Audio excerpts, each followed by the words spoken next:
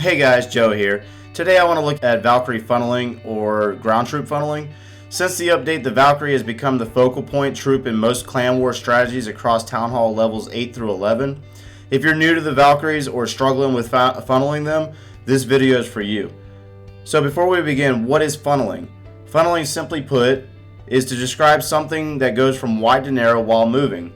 In translation, dropping your troops in a specific order and position to channel other troops to the core of your targeted base for both ground and air attacks.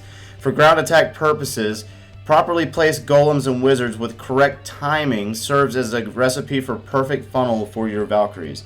As you see here, Black Mamba comes in with 3 Golems and a wide spread of Wizards in order to open up and clean up the outer structures on this base as he's trying to get wall breakers in. As you can tell, it's a long time that he has the Golems down taking the heat from the defenses as the Wizards clean up the outer portions of this base and all the outside structures. That way he's able to lead his king into the base along with his Valkyries, so there's no worry of them actually going outside. One question asked is whether you can use your Valkyries to assist with the funnel. Yes, you certainly can use a few Valkyries to assist with the funneling process. The Valkyries AI simply assessed is that they target groups of structures with no discrimination of defense or resource in which they can go in between to produce their splash damage. However, they will go to the nearest group of structures to include the ones strategically placed outside of the base perimeter like the one seen here. So as you see here, Tony came in and actually used a handful of Valkyries to assist with the funneling process in order to get his bulk of troops to go in on that jump spell.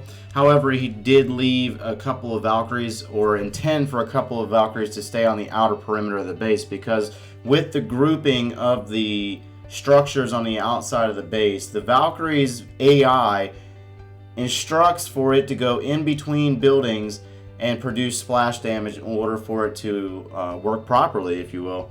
So as you see here, the ones down at the bottom, there's still a group of 2. They go in between structures and they're looking for groups of structures. However, in the end of this, it actually looks like they only target one at a time. So how do you keep your Valkyries from going outside of the base and not taking the route of the created funnel? A trick to use here is to purposely clear structures wide left or right of the intended funneling point, if not both, and leave a structure in the middle and open the point of entry to ensure your Valkyries go directly into the breach in the wall or the intended entry point.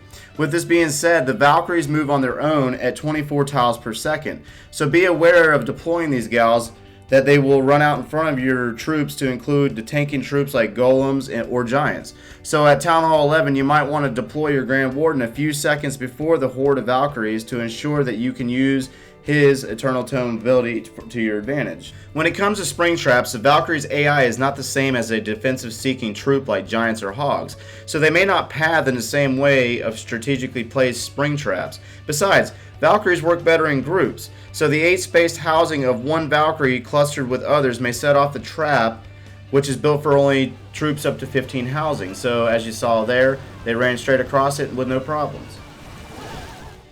I'm going to finish you off with this last replay from A-Team's Last War, an absolute funneling nightmare of a dead zone base. Shadowfire uses a queen walk strategy in order to split this base up.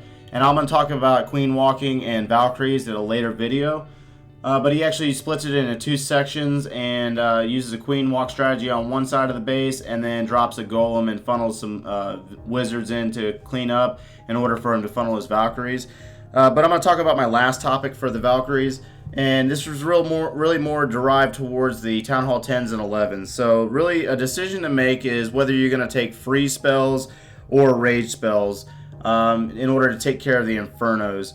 And I'm going to spit some stats at you real quick and make you stop and think for a second. But a rage spell itself, a max rage spell, offers 170% damage increase and then a 28 tile per second increase when the spell is dropped. So level 5 Valkyrie inside of a rage spell is boosted up to 251 damage per second and moves at 52 tiles per second. So if you rage, as you see here in the video, dropping a rage in the core of the base that covers your Valkyries for most of the portion of the core, they'll move through the base and destroy the core of the base fairly quick. So if you're Town Hall 10, take a freeze, maybe one, just to get used to funneling the Valkyries and how they operate. But at Town Hall 11, a lot of guys are using the Eternal Tome ability from the Grand Warden and dropping 2 rages in the core depending on the size of the core of the base, and they're pretty much wiping out the highest DPS producing defenses in a matter of seconds. So if you really have any questions on using a rage or a freeze spell, really watch a couple more of these replays, or go back a couple of replays and watch those replays again, because just about everybody is dropping a rage in the center or the core of the base in order to boost those Valkyries to max power, if you will. Hey guys, Joe here, and if you made it to this part of the video, thank you.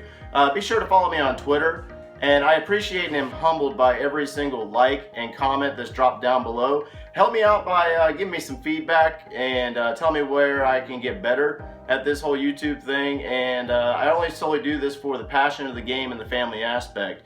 So, as always, you take care.